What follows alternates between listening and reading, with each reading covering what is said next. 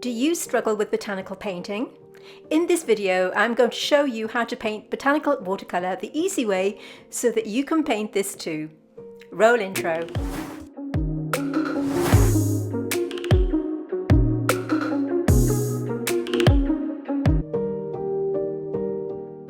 You can see I've traced down a really simple outline of the protea like this.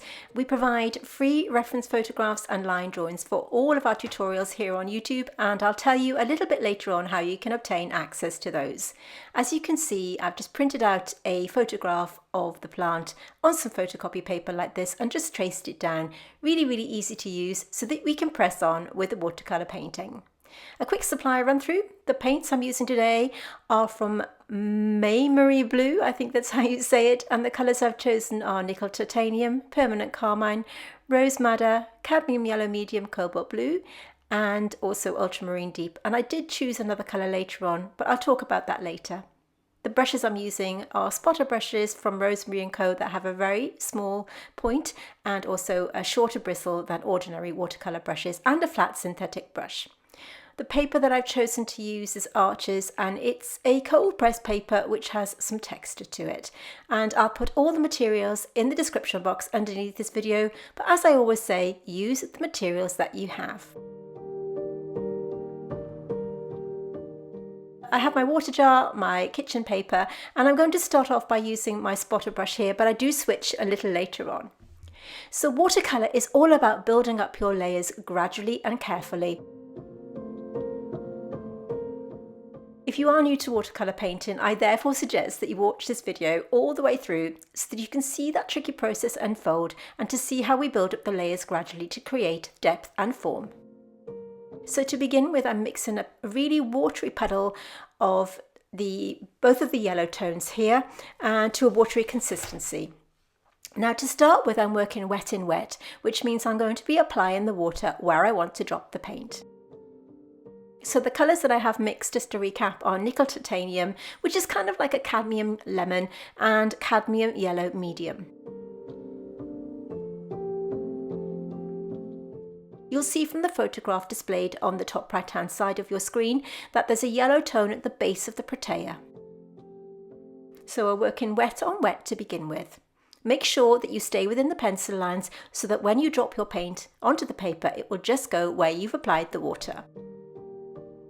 I'm also taking the yellow tone onto the base of the protea like this.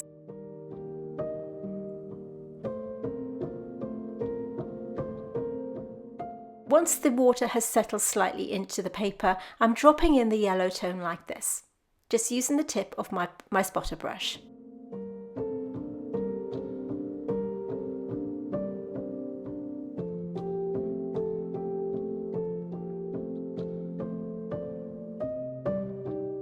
As the paint settles into the paper, you can see how I'm using the tip of my brush to move it into the areas that I want it to go. I'm also applying a little bit of this yellow paint to the tip of some of the leaves like this.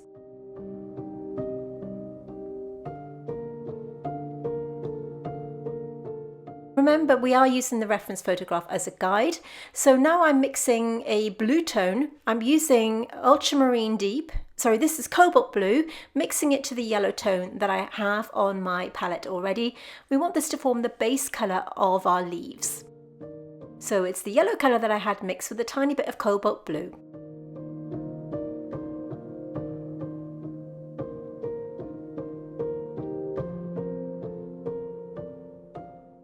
Remember, this is just our base wash and we're going to be building up the colours later on when they dry. I decided to switch to my number 5 size Da Vinci round to do this because it has a really fine point.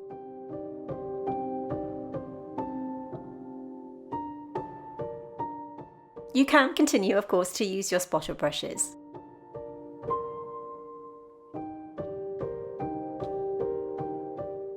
A quick word about the paints that I'm using today.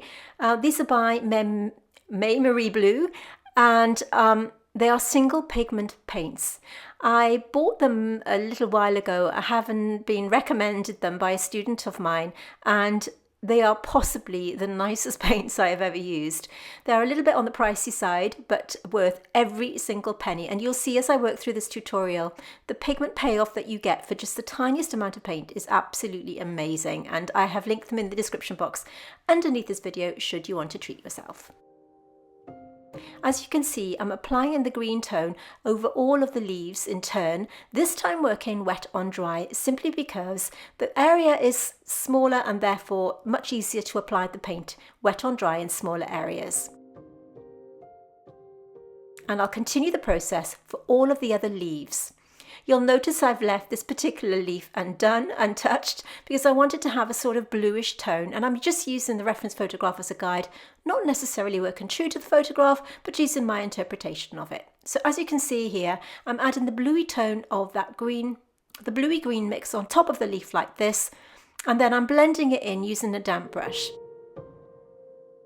I use a particular method of blending my paints and applying my paints to the paper, and I will link a video on the top of your screen now so that you can see that in more detail. If you want to click on that link, you can watch it after you've watched this video. But as you can see, once I've applied the paint, I quite simply clean my brush, pat it on the kitchen paper, which is a really important part, and then blend it through like this.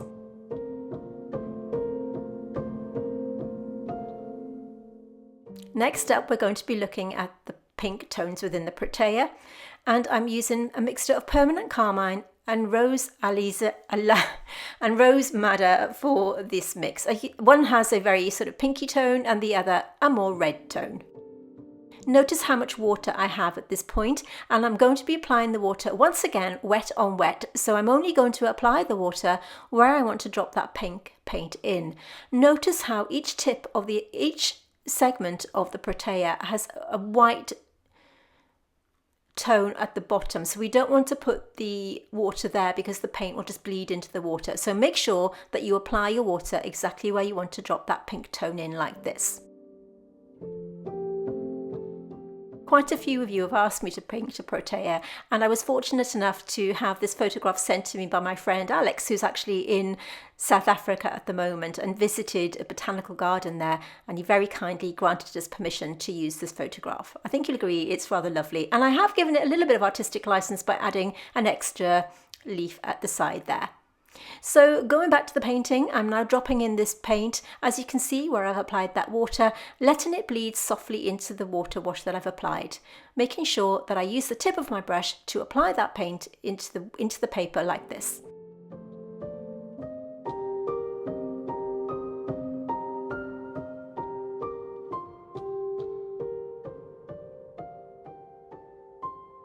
And continuing the process on all of the other petals.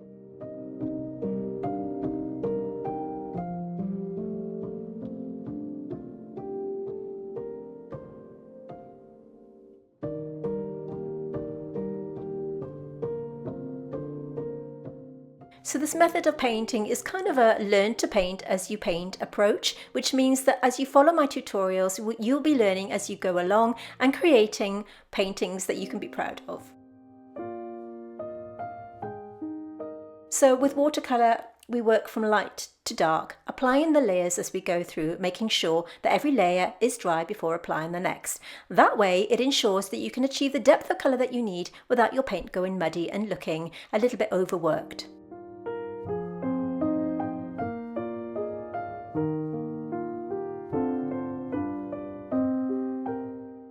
So I'm just continuing the process on all of the other petals.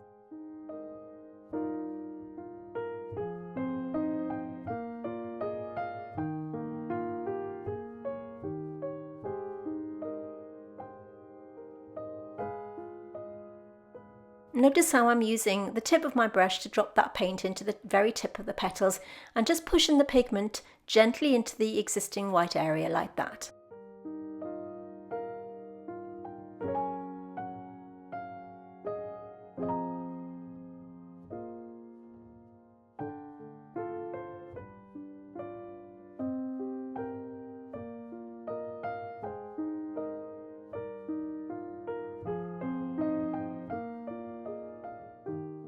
Once I've applied the paint onto each element of the pink areas, notice how I'm blending it through using the same process as before, which means that I'm just cleaning my brush, patting it on the kitchen paper and just blending it to create a soft edge.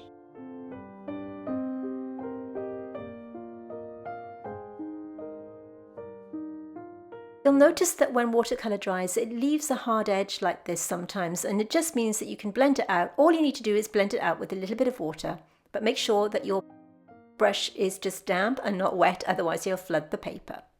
So now that the yellow element is dry, we can now paint the pink part on top of each segment like this.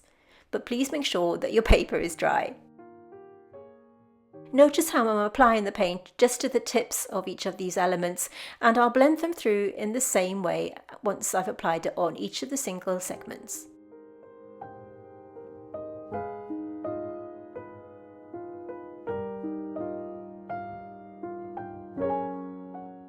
So this is what I call my template wash. This will now guide us to add the other colours in different layers once this is dry, telling me that the pink areas are pink, the green areas are green, and so on. It just takes the guesswork out of it. And we can blend the colours and create the depth of tonal values that we need. So when painting in watercolour or indeed any other medium, it's not only the colours that are important, but also the tonal contrast and tonal variations. So you want to have your mid-tones, your dark tones and your light tones, but please don't be put off by this. It's really, really simple, and I'll explain as we work through. Now, as you can see for this tutorial, I've left the reference photograph on the top of the screen. I recently did a poll on YouTube, and my community and you as a community has suggested that I leave it at the top of the screen because it just makes more sense. Now, some of you find it a little bit distracting, and if I'm honest, I find it a little bit distracting as well, but that's what you've asked me for, so that's what I'm doing in this video. So let me know if you would like me to continue this way, or whether you'd rather have the photograph off screen. Drop it in the comments below and let me know. At the start of this video, I mentioned that we have line drawings and reference photographs to accompany all of our tutorials here on YouTube, and you can access them by joining our Facebook group, and I'll link it in the description box below. Now please consider joining us there. We are a wonderful community, and you can post all your finished paintings onto the group page and have some feedback from me and our wonderful members, and of course have access to all of our line drawings and reference photographs so that you can join in with our YouTube tutorials. So as you can see, I mixed two puddles there. One of them is Nickel Titanium with Cobalt Blue, and the other being Ultramarine Deep with Cadmium Yellow Medium. Any blue mix, as you can see, I'm just dropping in the green colour here on the top, mixing the blue tone to start with, and then the more yellow tone as I work through this particular leaf. Now, as you can see from the photograph, I actually made this I put an extra leaf in here because I just felt that the composition looked a little bit unbalanced, so I felt I just needed to put another one in here. It's fine, you can do whatever you want to do, it's your painting.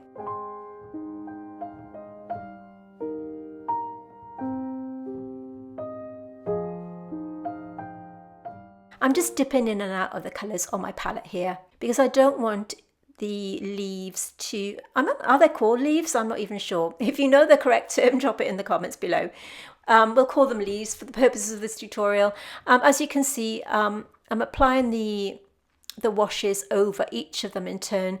The important thing being that each of these leaves has a different colour. As you're working through each element of your painting, ask yourself whether the adjoining leaf is lighter or darker, and just work that way. I hope that makes sense.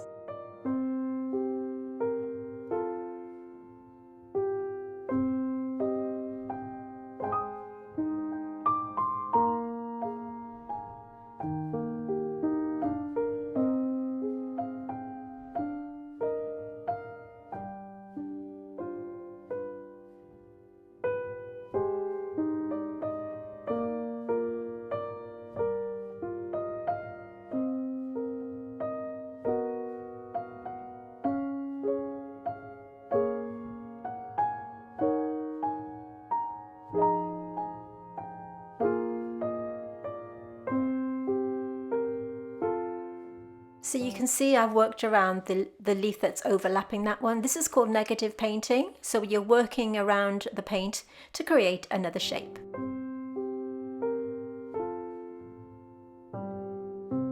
So you can see that these leaves don't have a solid colour.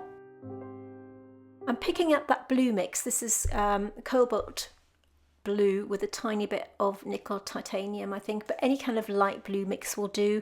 You can see by layering it over the existing wash, you can still see the element of yellow and green underneath, but it just gives it that lovely soft blue tone, and I'll blend it in as before. Now, because these paints have a wonderful pigment, have a lovely sort of ink-like quality, I find that I really do need the tiniest amount of pigment as I'm working through. The quality of these paints is second to none, and they do have wonderful light fastness if that's something that concerns you.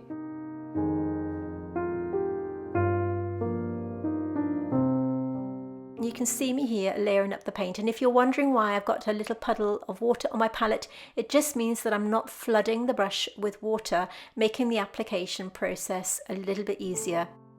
I cover this in the video that I mentioned earlier, and I will also link that video in the description box underneath this one.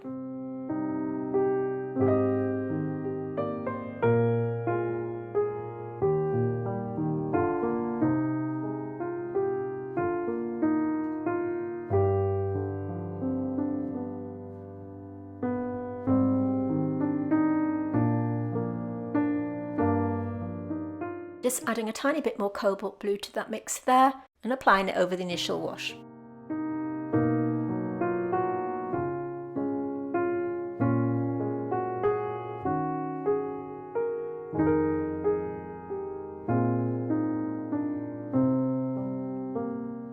Just make sure that when you apply your second wash or any wash that the adjoining leaf or petal is dry. Which is kind of why I'm jumping around this particular composition.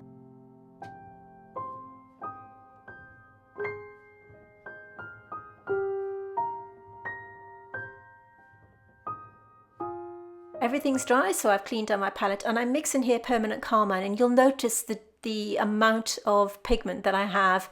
I've actually put too much on the palette there, so I'm just making a separate puddle, adding a little bit more water. And another puddle of the rose madder. This is actually rose Alizarin madder or Alizarin madder. And I've done the same, a separate little puddle with a little bit more water. I'm just cleaning up an area here that I've gone outside the pencil line using my flat synthetic brush, which is just damp.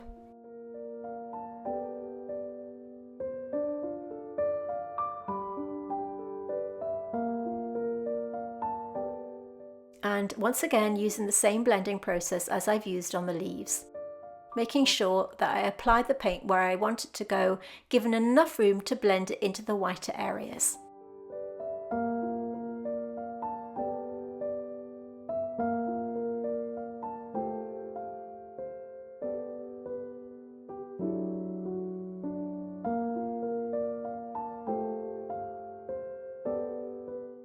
The reason I have two mixes on my palette, Permanent Carmine and the Rose Madder, is you'll notice if you look closely at the photograph that some of the petals, if that's what they're called, have more of a pinky tone and some of a more kind of reddy orangey tone.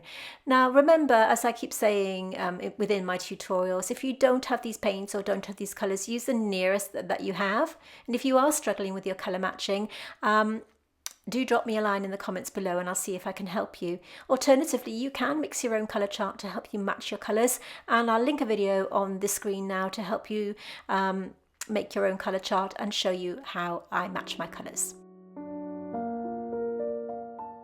So the same process, just adding these colours as I see fit and then blending them through.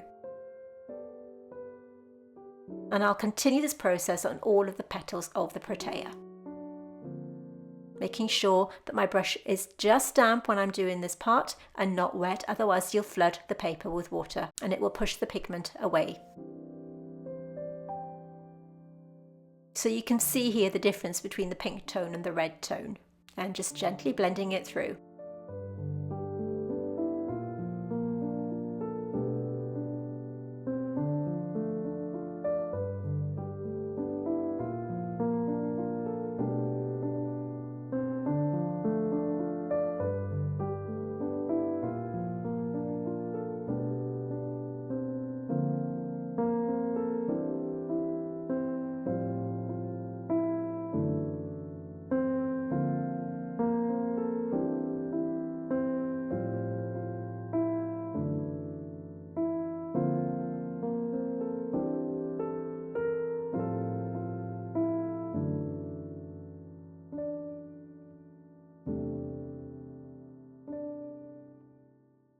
And you can see me here softening out that hard edge where the paint has dried. And I'll continue the process on all of the other petals. So everything's completely dry, and I have a puddle here of Rose Alizarin Madder on my palette, and that's this one here. And it's a slightly thicker consistency now, so I'm working around the central part, as you can see, negatively painting around the sort of fluffy white element in the middle, which I guess would be the stamen and anther. Using the tip of my brush. Now you can use a smaller brush for this if you want to, something like, I don't know, number 1 or number 0 maybe, to just do these small elements. But this brush from Vinci really does have a fine point, as do the spotters that I've recommended before. So you want to have full control of your paint at this point, working wet and dry, and the paint should be a slightly thicker consistency so that you have full control of your paint. Sometimes it helps to mix your paint and just let it dry a little bit on your palette before starting the painting process.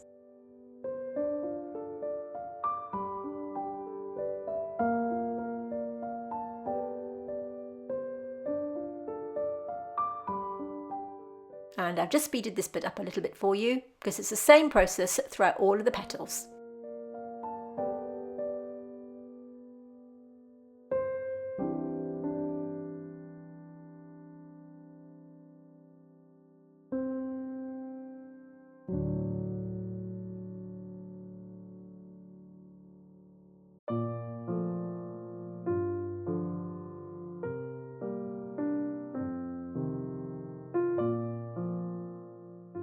And just starting to apply a little bit of a pattern where you can see these lines forming on the base.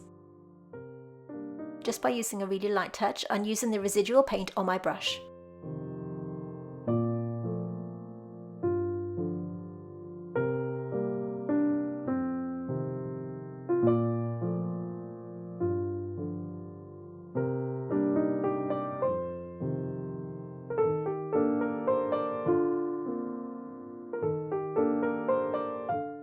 I'm just adding a tiny bit of that pinkish tone over the tips like this, and continuing to build up each of them in turn.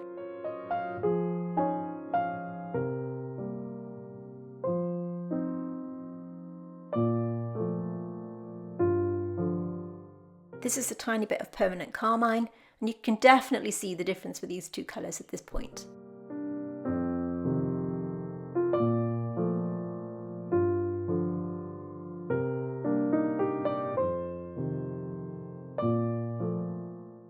You can see the amount of pigment that you get from just applying the tiniest amount from your pan on these paints. The quality is just incredible.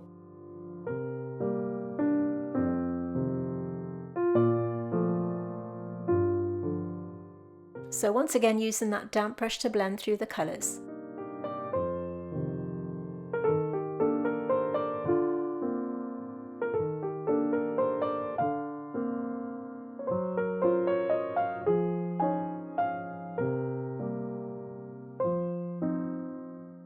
You can see me here just using a plain water wash over the entire plant. Now this is something I do kind of midway or towards the end of my paintings. We're about midway through this painting. If you're going to do this, make sure that your paint is absolutely dry. It's a way of blending the paint together and sort of softening out any hard edges, making it look more unified. You don't have to do this. It's something I like doing, and I do it in a lot of my tutorials. I just think it leaves a really sort of softer look, but you must let it dry completely before you go on to the next stage, which is what this is. So we can go back to our colours using Ultramarine Deep and Cadmium Yellow Medium, and once again mixing that lovely green tone. So we've got two petals here as before, and mixing the Ultramarine Deep into one, and also the same for the other, but in different variations of colour. So we have more blue in one to the other being a lot more yellow. So we will have a bluey green and also a kind of yellowy green. I'm also adding a tiny bit of cobalt blue here.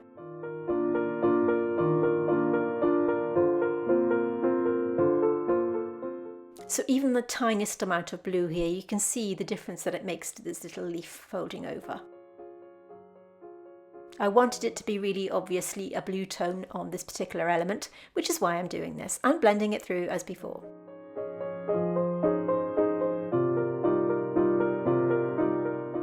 I'm going to be switching between these petals on my palette as I just feel necessary, really, and just working through each leaf bit by bit, just adding a bit of tonal value and tonal contrast. We have our deeper values going in now, and you can see because we've applied the paint in sort of soft layers as we go through, it allows us to have the ability to build up those colours gradually and carefully without the paint going muddy.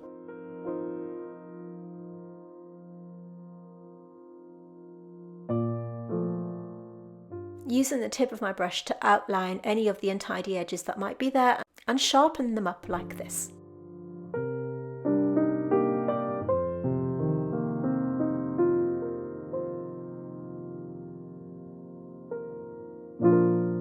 If you are wondering why there's a sort of darker colour green between these leaves, it's just where I cleaned up the photograph. When the photograph was taken, it obviously had a background, and I used some editing software just to remove the background to make colour assessment a lot easier. The yellowy tone I'm just applying to the stem like this. So we have the greeny yellow tone going on now, wet on dry. And just dropping in a tiny bit of that darker green.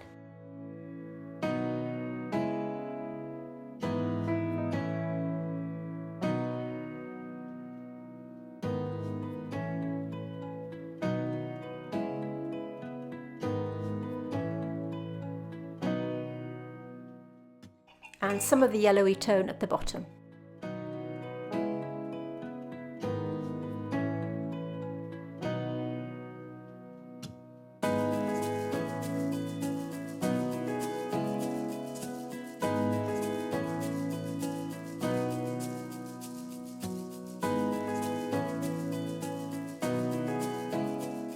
And the thing about this kind of painting is you can really take your time with it. Don't worry if the paint is dry, you can just pick it up the next day and carry on where you left off.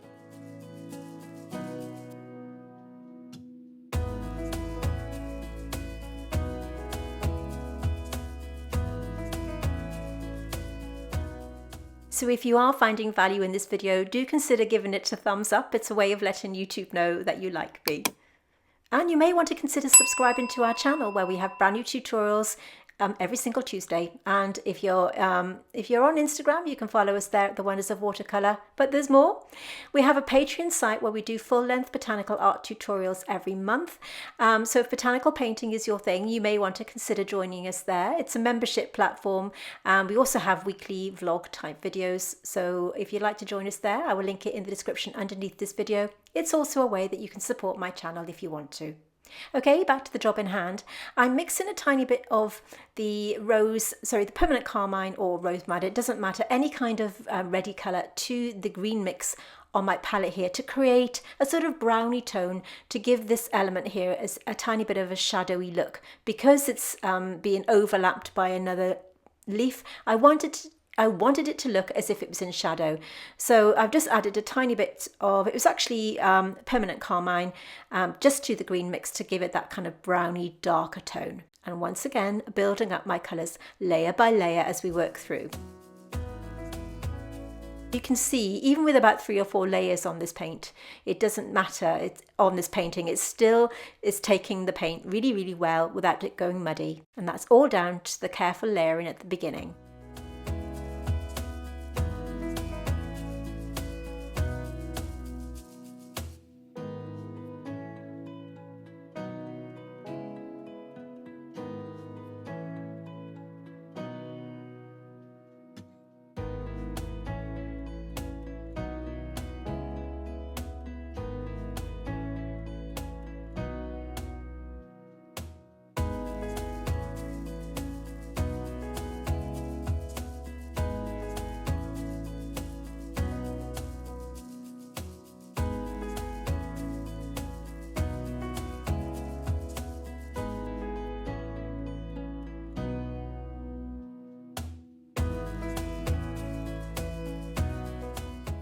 You'll notice when I'm applying the colour to the bottom part of this little leaf sticking out here, I'm leaving a tiny gap on the left hand side where if you look at the photograph you'll see it's a tiny bit lighter, just to give it a little bit of realism, and strengthening up my darker values on the leaves here, as you can see.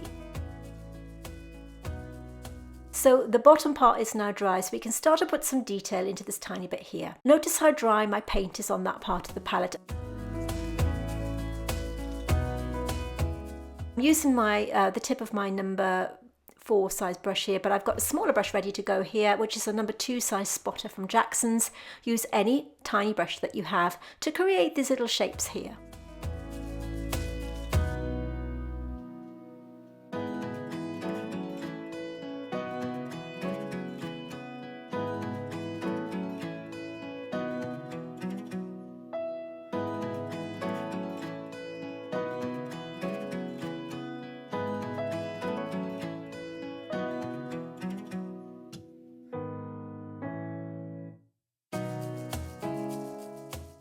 So I'm just drawing in these kind of U-shaped patterns here.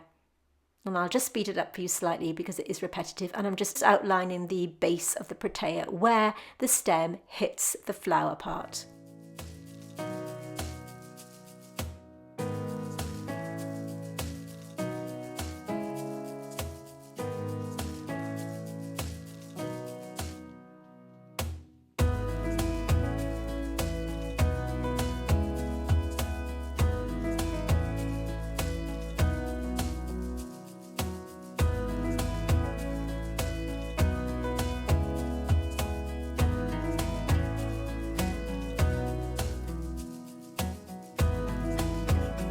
Just adding a tiny bit more of permanent carmine to create a kind of browny tone. And this will go at the base of the stem here. You'll notice from the photograph that it has that kind of colour. So just by adding a tiny bit of either permanent carmine or rose madder, it doesn't really matter, to give it that soft brown tone. And we're going to let that dry and build those up in a little while. But in the meantime, just dropping in a tiny bit of green paint at the base. I'm dropping this in wet and wet, just so that these colours merge gently together.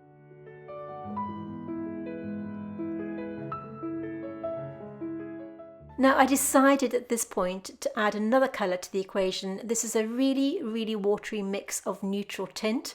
Use any grey or dark grey that you have, or even black for that matter, because we're using it in such a watery consistency. I'm working wet on wet, once again applying the water where I want to drop in the paint, and I'm just dropping in a tiny bit of the neutral tint here and there to stop the middle of the plant from looking completely flat.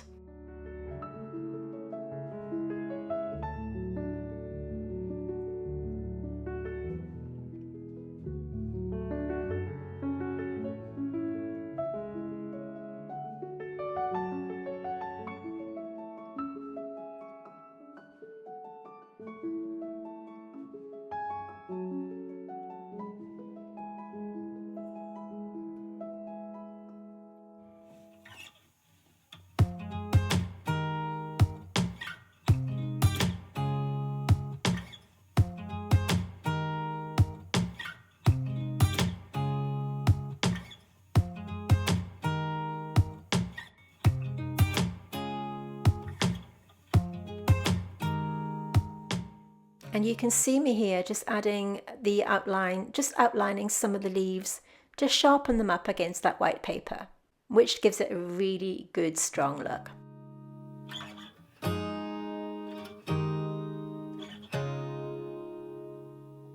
Now that the base of the protea is dry, you can see me painting in where the element where that leaf joins the stem, picking up some of that brown tone to enhance around the outside.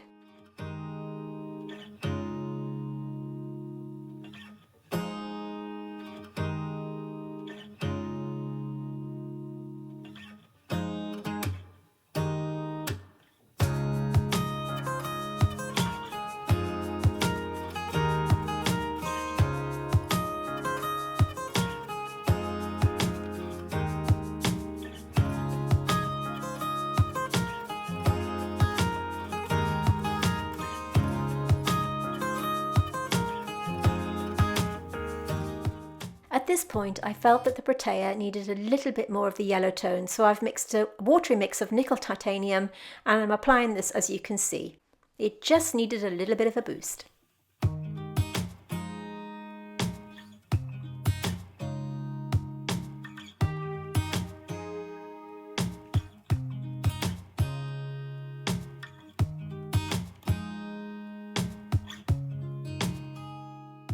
And you can see I'm picking up the tiniest amount of pigment on my palette there.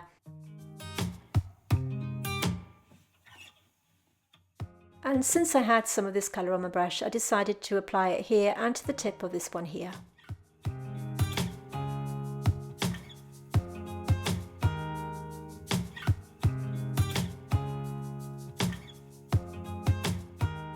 I know it's slightly different to the photograph, but like I said, it's a little bit of artistic license.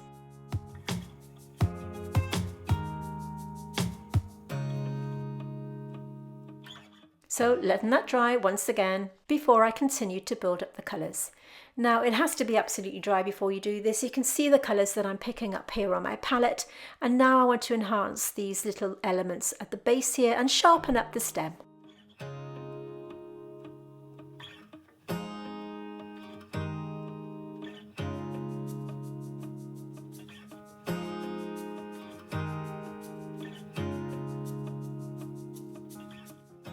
Just picking up the tiniest amount of paint as I work through.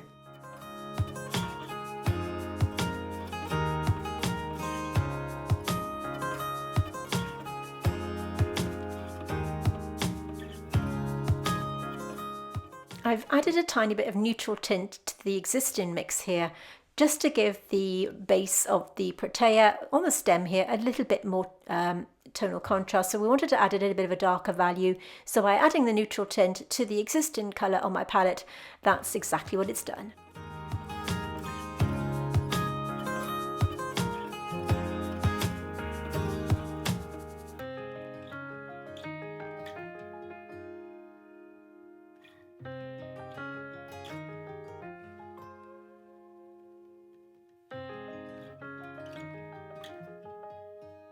Using this opportunity to sharpen up any untidy edges, but make sure that your paint is completely dry before you start applying this colour.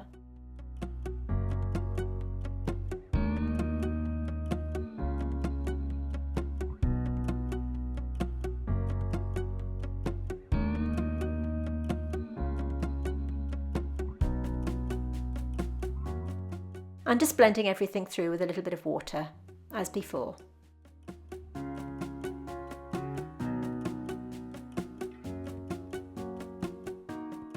Just mixing up a kind of really watery green mix, as you can see here, and applying this as a little glaze to the base of the protea.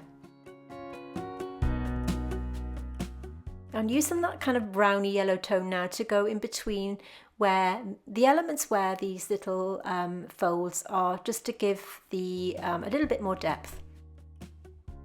And just dropping in a tiny bit of neutral tint here to give the illusion of it being in shadow.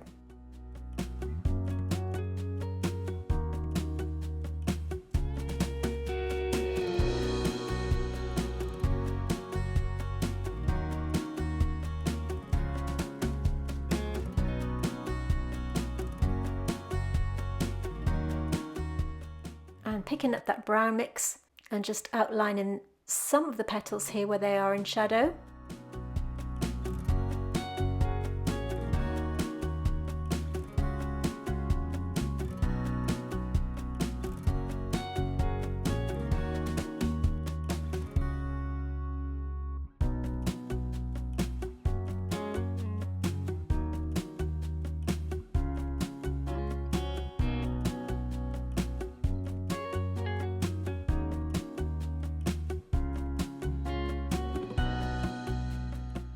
So mixing the two ready tone, the pink tone and the red tone as before, so the Permanent Carmine and the Rose Alizarin Madder, and now our final glaze of colour for the petals.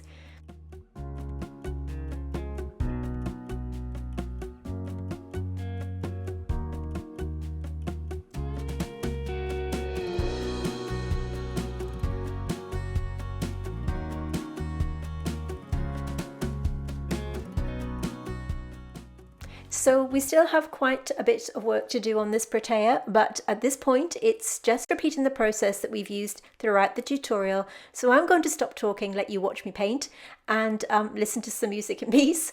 And I'll put a playlist at the end of this video with some other tutorials that may interest you of botanical painting. So click through and I'll see you there. Thank you so much for watching, and I'll see you next week.